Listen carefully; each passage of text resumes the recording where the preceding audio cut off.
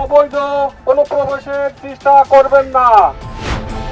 সীমান্ত নিয়ে নয়াদিল্লিতে বিএসএফ বিজিবির বৈঠকের পরেও কাটল না জ্বর। ये हमारा मुल्क है, मालूम है? आप बंदूक क्यों टांगता है?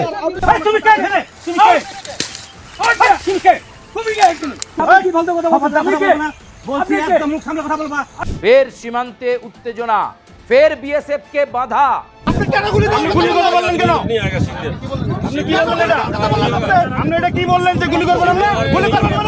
কাঁটা তারের কাজ করতে গিয়ে বাধা পেল বিএসএফ। আপনি করতে পারবেন না, কি বলেন আপনি? ফালতু কথা।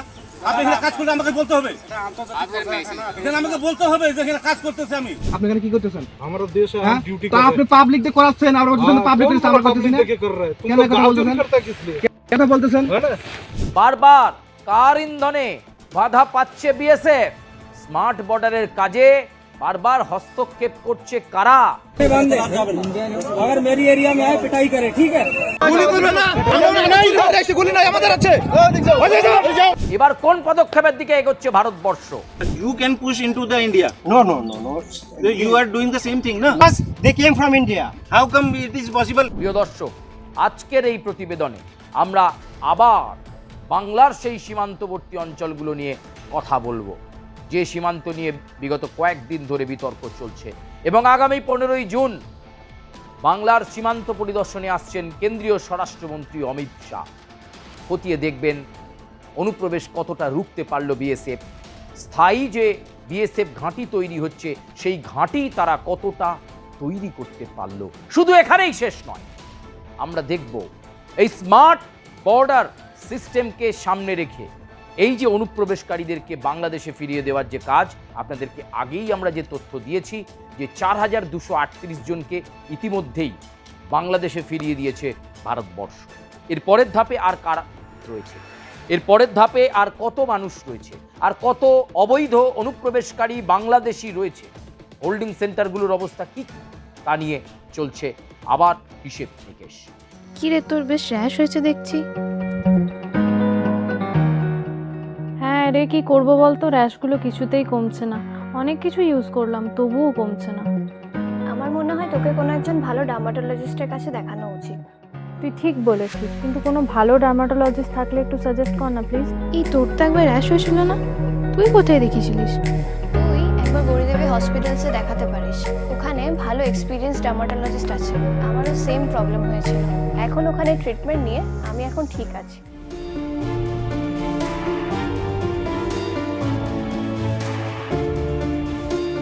গৌরী দেবী হসপিটাল, রাজবাঁধ, দুর্গাপুর। যোগাযোগ 8001003333, 8001113333।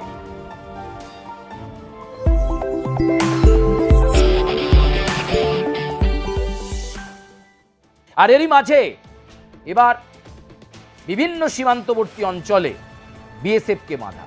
এবার সীমান্তে থাকা ভারতীয়রাই বিএসএফকে বাধা দিল। বিএসএফ মনে করছে এই সীমান্তে থাকা ভারতীয়রা আসলে কিছু বুঝতে পারেনি, এই ভারতীয়দেরকে উস্কে দিয়েছে বাংলাদেশ। বাংলাদেশের ফাঁদে যাতে ভারতীয়রা পা না দেয় তার জন্য বিএসএফ এবার সীমান্ত জুড়ে মাইকিং শুরু করে দিয়েছে। বিএসএফ তাদের স্পষ্ট নোটিফিকেশন মাইকিংয়ের মাধ্যমে গ্রামে গঞ্জে সীমান্তবর্তী অঞ্চল মালদা, হাবিবপুর, মুর্শিদাবাদ, দিনাজপুর, কোচবিহার, চিকেন স্নেক, শিলিগুড়ি, নদিয়া, বিভিন্ন জায়গায় তারা মাইকিং করে এবার শোনাতে শুরু করেছে যে কেন কাঁটা তার দেওয়া জরুরি। যে সমস্ত জায়গায় নন ফেন্সিং হয়ে রয়েছে, অর্থাৎ কাঁটা তার বিহীন এরিয়া, যেমন নদিয়ার বরণবেড়িয়া, এই সমস্ত জায়গায় কাঁটা তার নেই বলেই অনুপ্রবেশকারীরা যখন তখন এই বাংলায় ঢুকে পড়ে বাংলায় তারা সমস্ত রকম ফেসিলিটি নিয়ে যায়। তাই বাংলাদেশিদের ফাঁদে পা দেবেন না, ভারতীয়দেরকে সতর্ক করছে বিএসএফ। আর এবার বিএসএফের কাজে যদি কোনো ভারতীয় বাধা দেয় তাহলে কিন্তু সীমান্ত আইনে যা নিয়ম রয়েছে সেই পদক্ষেপ করতে বাধ্য হবে বিএসএফ। তাই এবার মাইকিংয়ের মাধ্যমে সীমান্তবর্তী অঞ্চলগুলোতে সতর্কীকরণ যে অন্য কোনো শক্তির, অন্য কোনো বৈদেশিক শক্তির ইন্ধনে আপনারা উত্তেজিত হবেন না। বিএসএফ যেমন সীমান্ত সুরক্ষায় জোর দিয়েছে, বিএসএফ যেমন স্মার্ট বর্ডারে জোর দিয়েছে, তেমনই সীমান্ত উন্নয়নের বিষয়টাও সুনিশ্চিত করবে বিএসএফ। রাজ্য সরকারের সঙ্গে একসাথে মিলিত হয়ে সীমান্ত উন্নয়নে জোর দেবে তারা। বাংলার সীমান্তবর্তী অঞ্চলে থাকা মানুষের সীমান্ত উন্নয়নের কথা ভাবতে শুরু করেছে রাজ্য সরকার। পশ্চিমবঙ্গের মুখ্যমন্ত্রী শুভেন্দু অধিকারী বলেছে, অনুপ্রবেশ মুক্ত যেমন পশ্চিমবঙ্গ হবে, একই সঙ্গে সীমান্ত উন্নয়নে জোর দেওয়া হবে। তার জন্য তিনি আলাদা করে সচিব নিয়োগ করেছেন। নন্দিনী চক্রবর্তীর মতো দুধে আমলাকে এই কাজ দিয়েছেন তিনি। একদিকে বিএসএফের জমি হস্তান্তর প্রক্রিয়া চলছে, আর অন্যদিকে সীমান্তগুলোতে মানুষের কি কি সমস্যা রয়েছে, মৌলিক কি কি সমস্যা রয়েছে, রাস্তাঘাট থেকে শুরু করে পানীয় জল, এছাড়াও বিদ্যুৎ, স্কুল, প্রাথমিক বিদ্যালয়, অঙ্গনওয়াড়ি, কোথায় মানুষ ফেসিলিটি থেকে, পরিষেবা থেকে বঞ্চিত হচ্ছেন সীমান্তবর্তী অঞ্চলের মানুষ, তাদেরকে পরিষেবা পৌঁছে দেওয়াটাই বর্তমান রাজ্য সরকারের একমাত্র লক্ষ্য। আর তার জন্য বিএসএফকে সঙ্গে নিয়েই কাজ শুরু করেছে রাজ্য সরকার। তাই বাংলাদেশের পড়া ফাঁদে, এই যে বাংলাদেশের ফাঁদ, সেই ফাঁদে পড়তে বারণ করা হচ্ছে। বিজিবি বিএসএফ দিল্লিতে বৈঠক হয়েছে। বিজিবিকে বিএসএফ বুঝিয়ে দিয়েছে যে তাদের যে সীমান্তবর্তী অঞ্চল রয়েছে, কোথায় কাঁটাতার নেই, কোথায় কাঁটাতার রয়েছে, কেন তারা জমি জরিপ করছে, কেন তারা কাঁটাতারের বেষ্টনী লাগাচ্ছে, এবং ভারতবর্ষের কেন্দ্রীয় স্বরাষ্ট্রমন্ত্রী যে লক্ষ্যমাত্রা বেঁধে দিয়েছেন যে একটা নির্দিষ্ট সময় পর্যায়ের মধ্যে স্মার্ট বর্ডার তৈরি করে ফেলতে হবে, সেটাও বিজিবিকে বলে দেওয়া হচ্ছে। এরপর যদি বিজিবি সীমান্ত অঞ্চলে কাঁটাতার দেওয়ার সময়, বিএসএফের ক্যাম্প তৈরি করার সময় যদি কোনো রকম কোনো বাধা দেয়, তাহলে বিজিবির বিরুদ্ধে, বর্ডার গার্ড অফ বাংলাদেশের বিরুদ্ধে সরাসরি অ্যাকশানে যাবে বিএসএফ। সীমান্ত আইন অ্যাকশানে যাবে, আন্তর্জাতিক ক্ষেত্রে অ্যাকশানে যাবে, প্রয়োজন হলে বন্দুকও তুলে নেবে বিএসএফ। বিজিবিকে তার সীমানা বুঝে নেওয়ার নির্দেশ। আমরা আমাদের সীমানায় কি করছি তোমার বোঝার দরকার নেই, তোমাকে বুঝিয়ে দিলাম ভৌগোলিক অবস্থান কোথায় কি আছে, কোথায় বিএসএফ নজরদারি কঠোর করবে, কোথায় নিরাপত্তা বেষ্টনী আঁটোসাঁটো হবে, কোথায় কাঁটাতার লাগবে, সেটা বিএসএফ বুঝবে। কিন্তু জমি জরিপ করতে গেলেই রেডে করে এগিয়ে আসা, চিৎকার করে এই সমস্ত কাজ থেকে বিরত থাকতে হবে বর্ডার গার্ড অফ বাংলাদেশকে। দিল্লির উচ্চ পর্যায়ের বৈঠকে জানিয়ে দেওয়া হয়েছে এবং বলা হয়েছে এই বৈঠকের পর আর কোনো ধরনের সীমান্তে অস্থিরতা দেখা গেলে, কোথাও বর্ডার গার্ড অফ বাংলাদেশ যদি বিএসএফের কাজে বাধা দেয়, তাহলে সমস্ত কিছু ভুলে যাবে ভারতবর্ষ এবং সরাসরি বাংলাদেশ সীমান্তে অ্যাকশন শুরু হয়ে যাবে বলে রেখে দিলাম। এই নির্দেশ, এই বার্তা বিএসএফ দিয়ে দিয়েছে বিজিবিকে।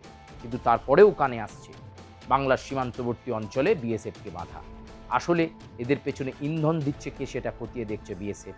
আর এখন বর্ডার জুড়ে চলছে মাইকিং, যে কেন নিজেদের সীমান্ত সুরক্ষা করা দরকার, অনুপ্রবেশকারীদের প্রবেশ বন্ধ করা দরকার, গরু পাচার বন্ধ করা দরকার, মাদক পাচার বন্ধ করা দরকার, সীমান্তবর্তী অঞ্চলের মানুষের উন্নয়ন দরকার। বিএসএফ সেই কাজে ব্রতী হয়েছে। অমিত শাহ আসার আগে মনে করা হচ্ছে আরও 10,000 এই পশ্চিমবঙ্গ থেকে বাংলাদেশে পাঠানো হবে আগামী 11-12 তারিখের মধ্যেই। এইভাবে খেপে খেপে পর্যায়ক্রমিকভাবে হোল্ডিং সেন্টার থেকে বাংলাদেশে ফেরত পাঠানোর বিষয় চলছে। যদিও বিজিবি অনেক ক্ষেত্রেই এই কাঁটাতার থেকে পাঠিয়ে দেওয়া বাংলাদেশিদেরকে রিসিভ করছে না, গ্রহণ করছে না। ভাবুন, তাদের দেশের নাগরিক, তারাই রিসিভ করছে না। তারা বলছে তাদের কাছে অর্ডার নেই। বাংলাদেশের স্বরাষ্ট্রমন্ত্রীর অর্ডার নাকি অনুপ্রবেশকারীদের প্রতিরোধ করো। আরে কারা অনুপ্রবেশকারী?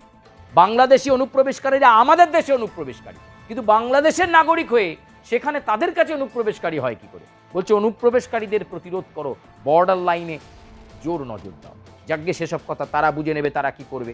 ভারতবর্ষ এবং বিএসএফ তাদের যথাযোগ্য যে কাজ, অনুপ্রবেশকারীদেরকে হটাও, সেই কাজ চলছে, আগামীতেও চলবে এবং 3 মাসের মধ্যে গোটা পশ্চিমবঙ্গকে অনুপ্রবেশ মুক্ত পশ্চিমবঙ্গ তৈরি করাই বিএসএফের লক্ষ্য। প্রিয় দর্শক, আজকের মতো এ পর্যন্তই। আপনাদের সঙ্গে আবার অন্য কোনো প্রতিবেদন নিয়ে দেখা হচ্ছে। ধন্যবাদ এবং অবশ্যই আপনারা কমেন্ট করবেন, লাইক করবেন, সাবস্ক্রাইব করবেন, বেল আইকনে প্রেস করতে ভুলবেন না। আমরা চেষ্টা করব সীমান্ত সংক্রান্ত আরও গুরুত্বপূর্ণ খবর আপনাদের সামনে অবিরত রেখে যাওয়ার জন্য। ধন্যবাদ।